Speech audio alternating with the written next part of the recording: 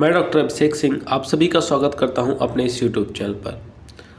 और आज की वीडियो में हम इंडस्ट्रियल साइकोलॉजी से रिलेटेड कुछ इंपॉर्टेंट एमसीक्यूज़ को अटेम्प्ट करेंगे। इससे पहले भी अब तक कुछ और वीडियोस इंडस्ट्रियल साइकोलॉजी से रिलेटेड चैनल पर अवेलेबल हैं।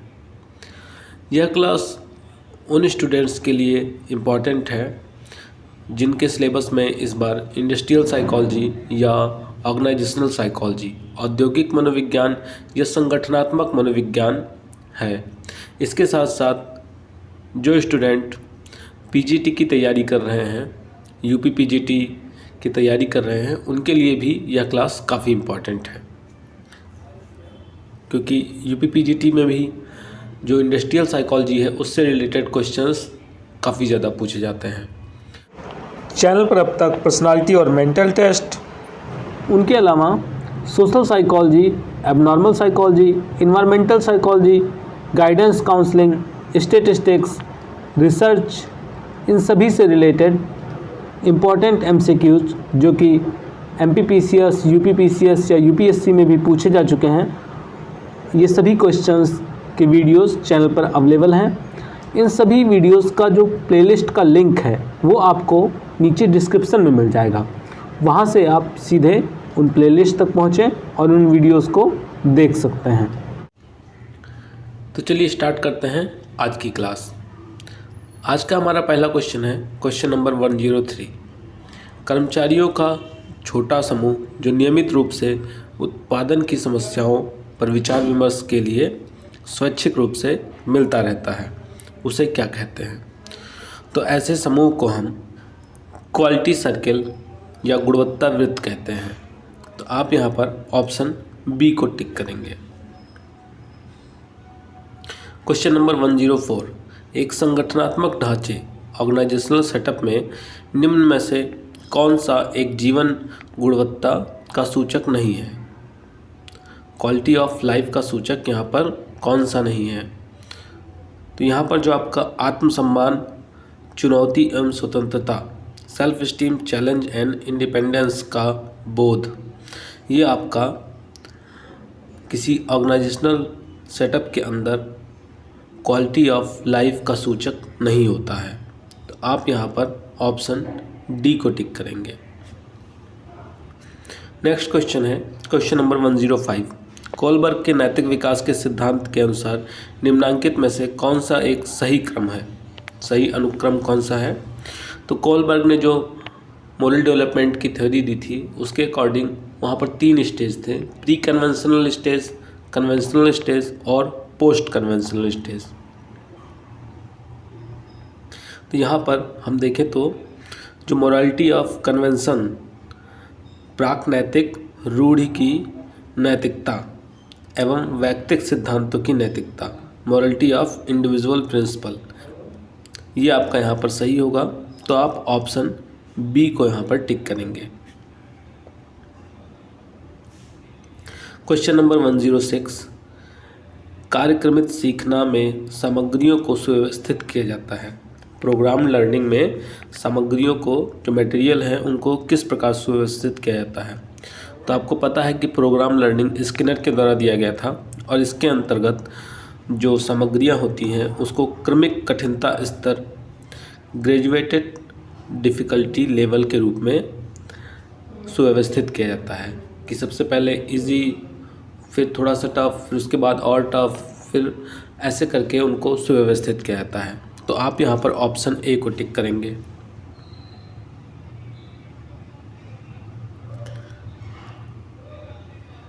Question number 107। औद्योगिक परिस्थितियों में चयन प्रक्रिया, सिलेक्शन प्रोसेस के दौरान निम्नांकित में से कौन स्वाभाविक रूप से घटित होता है? तो यहाँ पर जो आपका हेलो प्रभाव का संज्ञानात्मक त्रुटि है, cognitive error of hello effect, यह आपका स्वाभाविक रूप से घटित होता है। तो आप यहाँ पर ऑप्शन डी को टिक करेंगे। हेलो इफेक्ट क्या है, इसको जानने के लिए आप लास्ट वीडियो देख सकते हैं, उसमें बताया गया है। Question number 108। फिडलर नेता सुमेल प्रशिक्षण मूल्यांकन उपकरण।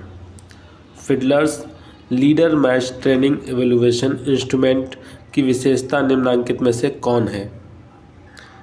तो यहाँ पर जो आपका ऑप्शन सी है, आत्म रेटिंग प्रश्नावली, सेल्फ रेटिंग क्वेश्चनर या इसकी विशेषता है, तो आप ऑप्शन सी को यहाँ पर टिक करेंगे। क्वेश्चन नंबर 109, स्थापन अधिगम प्रक्रिया, विकारियस लर्निंग प्रोसेस, जिसका उपयोग व्यवहार मॉडलिंग अभ्यासों में होता है, का सही क्रम क्या है? तो इसका सही क्रम है आपका ऑप्शन बी, ध्यान, पेशीय उत्पादन, धारणा एवं अभिप्रेरण। तो आप ऑप्शन बी को टिक करेंगे। क्वेश्चन नंबर 110, एक व्यक्ति को किसी के नाम एवं चेहरे के बारे में जल्द ही याद आ जाता है, इस तरह का अधिगम शैली को कहा जाता है। तो इस तरीके के अधिगम शैली को हम फील्ड इंडिपेंडेंट स्टाइल, क्षेत्र स्वतंत्र शैली के रूप में जानते हैं। तो आपका यहाँ पर ऑप्शन बी सही होगा। क्वेश्चन नंबर 111, एक औद्योगिक या संगठनात्मक मनोवैज्ञानिक कैसा होता है? तो यहाँ पर आपका जो ऑप्शन सी है, एक औद्योगिक या संगठनात्मक मनोवैज्ञानिक कार्यस्थल पर मनोवैज्ञानिक नियमों जैसे अधिगम तथा अभिप्रेरण के सिद्धांतों का उपयोग करता है। तो आप ऑप्शन सी को टिक करेंगे। क्वेश्चन नंबर 112, निम्नलिखित में से कौन परिस्थितिजन्य साक्षात्कार का उदाहरण है? सिचुएशनल इंटरव्यू का एग्जाम्पल कौन सा है? तो यहाँ पर जो आपका ऑप्शन सी है वो एक बार फिर से सही होगा, एक संरचित साक्षात्कार, स्ट्रक्चर्ड इंटरव्यू। तो इसीलिए आप ऑप्शन सी को एक बार फिर से टिक करेंगे। क्वेश्चन नंबर 113, कार्यतुष्टि, जॉब सेटिस्फैक्शन क्या है? अपने कार्य के प्रति व्यक्ति की मनोवृत्ति को कार्यतुष्टि या जॉब सेटिस्फैक्शन कहा जाता है। अगर उसकी मनोवृत्ति पॉजिटिव है तो यह माना जाएगा कि वह अपने जॉब से सेटिस्फाइड है, और अगर उसकी मनोवृत्ति उस जॉब के प्रति निगेटिव है तो इसका अर्थ यह हुआ कि वह अपने जॉब से अनसेटिस्फाइड है। तो आप यहाँ पर ऑप्शन ए को टिक करेंगे। क्वेश्चन नंबर 114, कार्य संबंध तनाव, जॉब रिलेटेड स्ट्रेस के प्रतिक्रिया में अपने साथ कार्य करने वाले व्यक्तियों को खो देने की चिंता से निम्नलिखित कौन प्रभावित होता है? तो इससे बर्नआउट परिभाषित होता है। बर्नआउट के अंतर्गत कार्य संबंध तनाव के प्रतिक्रिया में अपने साथ कार्य करने वाले व्यक्तियों को खो देने की चिंता होती है। तो आप ऑप्शन ए को यहाँ पर टिक करेंगे। क्वेश्चन नंबर 115, निम्नलिखित में से कौन मूलतः संगठनात्मक मनोविज्ञान न कि औद्योगिक मनोविज्ञान का केंद्र है? तो जो आपका टीम बिल्डिंग होती है, टीम बिल्डिंग एक संगठनात्मक मनोविज्ञान का केंद्र है, ना कि औद्योगिक मनोविज्ञान का। तो दल निर्माण या टीम बिल्डिंग, आप ऑप्शन बी को यहाँ पर टिक करेंगे। क्वेश्चन नंबर 116, नेतृत्व के क्षेत्र में संज्ञानात्मक संसाधन उपयोगिता सिद्धांत का विकास किसके द्वारा किया गया? तो इसका विकास किया गया था आपका फिडलर एवं ग्रासिया के द्वारा। तो आप ऑप्शन बी को टिक करेंगे। क्वेश्चन नंबर 117, उत्पादन परिस्थिति, प्रोडक्शन सिचुएशन में निम्नलिखित में से कौन कार्यकर्ताओं की क्रियाओं का एक सारांश होता है? तो यहाँ पर जो कार्य विवरण होता है, जॉब डिस्क्रिप्शन, या कार्यकर्ताओं की क्रियाओं का सारांश होता है। तो आप ऑप्शन ए को यहाँ पर टिक करेंगे। क्वेश्चन नंबर 118, मानक प्राप्तांक, स्टैंडर्ड स्कोर, परसेंटाइल स्कोर तथा एम्प्लॉयमेंट टेस्ट के लिए सामान्यतः दो तरह के डैश डैश लाभदायक होते हैं। तो यहाँ पर जो आपका मानक है, मानक प्राप्तांक, सतसमक प्राप्तांक तथा नियुक्ति परीक्षणों के लिए सामान्यतः दो तरह के मानक लाभदायक हो। तो आप ऑप्शन बी को टिक करेंगे। क्वेश्चन नंबर 119, वैज्ञानिक प्रबंधन साइंटिफिक मैनेजमेंट बल डालता है। तो साइंटिफिक मैनेजमेंट समय एवं गति अध्ययनों पर और इसके साथ साथ उसके प्रोसेस पर, प्रक्रिया पर बल डालता है। तो यहाँ पर जो आपके नीचे कोर्स दिए गए हैं उसमें ऑप्शन ए आपका सही होगा, 1 एवं 3 है। क्वेश्चन नंबर 120, औद्योगिक मनोवैज्ञानिक तथा मानव अभियांत्रिकी कार्मिक ह्यूमन इंजीनियरिंग पर्सनल ईटी पद का उपयोग करते हैं, जिसका अर्थ होता है, तो ईटी पद का अर्थ होता है मूल्यांकन एवं प्रशिक्षण, इवैल्यूएशन एंड ट्रेनिंग। तो आप ऑप्शन डी को टिक करेंगे। क्वेश्चन नंबर 121, हर्ज़बर्ग के अनुसार कार्य तुष्टि निर्भर करती है। आपका पहला ऑप्शन है स्वास्थ्य कारकों पर, हाइजीन फैक्टर्स पर। दूसरा ऑप्शन है अभिप्रेरकों पर। तीसरा ऑप्शन है दैहिक आवश्यकताओं पर, फिजियोलॉजिकल नीड्स पर। और लास्ट ऑप्शन है भौतिक आवश्यकताओं पर, मेटेरियलिस्टिक नीड्स पर।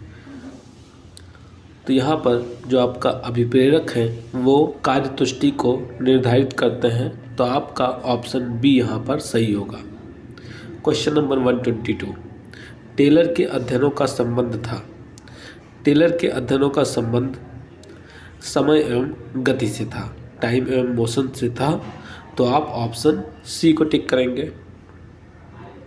क्वेश्चन नंबर 123, हाथरॉन अध्ययनों के मुख्य शोधकर्ता थे। तो हाथरॉन अध्ययनों के जो मुख्य शोधकर्ता थे वह मेयो थे। तो आप ऑप्शन बी को टिक करेंगे। क्वेश्चन नंबर 124, औद्योगिक मनोविज्ञान की वह शाखा जिसमें मानव मशीन संबंध का अध्ययन किया जाता है। तो इस मानव अभियांत्रिकी ह्यूमन इंजीनियरिंग के अंतर्गत हम मानव एवं मशीन के संबंधों का अध्ययन करते हैं। तो आप यहाँ पर ऑप्शन सी को टिक करेंगे। क्वेश्चन नंबर 125, प्रतिक्रिया काल रिएक्शन टाइम के अध्ययन का उपयोग हो सकता है। रिएक्शन टाइम के अध्ययनों का उपयोग पायलटों के चयन में हो सकता है, पायलट्स के सिलेक्शन में इसका उपयोग हो सकता है। तो आप ऑप्शन बी पर टिक करेंगे। क्वेश्चन नंबर 126, जब हम कोई नीरस कार्य करते हैं तो हम समय अंतराल का क्या करते हैं। तो जब हम कोई नीरस कार्य करते हैं तो समय अंतराल का आधिक्य मूल्यांकन करते हैं। तो आप ऑप्शन बी को यहाँ पर टिक करेंगे। क्वेश्चन नंबर 127, समय एवं गति अध्ययन को सबसे पहले लाए। समय और गति अध्ययन को सबसे पहले टेलर के द्वारा लाया गया, अभी आपने ऊपर ही देखा है। तो आप ऑप्शन ए को टिक करेंगे।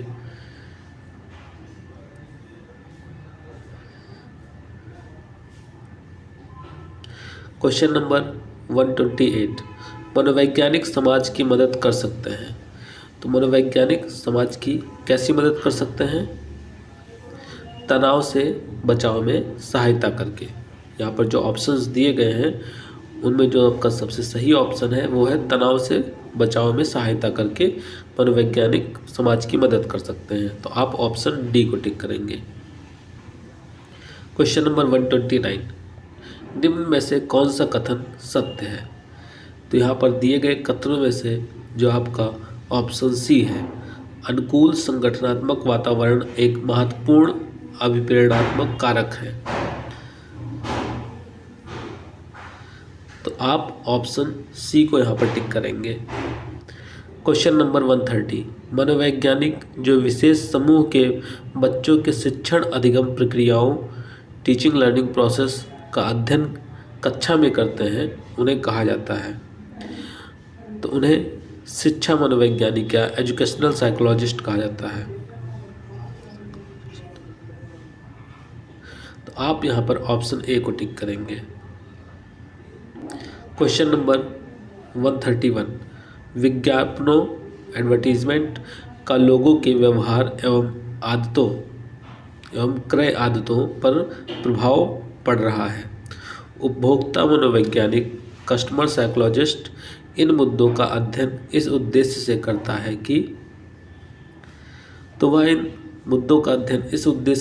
है कि बाजार में उत्पादों की विभिन्न ब्रांडों को विश्लेषित करके लोगों को वस्तुनिष्ठ ढंग से उसके बारे में निर्णय लेने में मदद किया जा सके। तो आप यहाँ पर ऑप्शन डी को टिक करेंगे।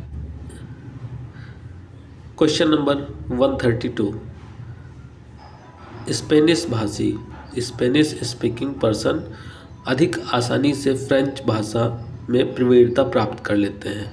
इस प्रक्रम को कहा जाता है। तो इस प्रक्रम को हम पॉजिटिव ट्रांसफ़र या धनात्मक अंतरण कहते हैं। आप यहाँ पर ऑप्शन ए को टिक करेंगे। क्वेश्चन नंबर 133, हाथरॉन अध्ययनों, हाथरॉन स्टडीज़ में कार्यकर्ता की उत्पादकता को प्रभावित करने में निम्नलिखित में से कौन कारक सबसे महत्वपूर्ण था? तो इसमें जो आपका प्रबंधन एवं प्रयोगों का अध्ययन, attention from management and experiments, ये सबसे महत्वपूर्ण था। तो आप ऑप्शन डी को यहाँ पर टिक करेंगे। क्वेश्चन नंबर 134, लोगों के निरीक्षण का कार्य कभी कभी उसके कार्य निष्पादन को प्रभावित करता है। इसे क्या कहा जाता है? तो इसे हम हाथरॉन इफेक्ट कहते हैं। तो आप यहाँ पर ऑप्शन डी को टिक करेंगे। आज की वीडियो में हमने कुछ इम्पॉर्टेंट एमसीक्यूज़ को अटेम्प्ट किया जो कि कई सारे स्टेट एग्ज़ाम में पूछे जा चुके हैं और ये पीजीटी लेवल के एग्ज़ाम्स के लिए काफ़ी इम्पॉर्टेंट हैं। तो मिलते हैं नेक्स्ट वीडियो में, तब तक के लिए धन्यवाद।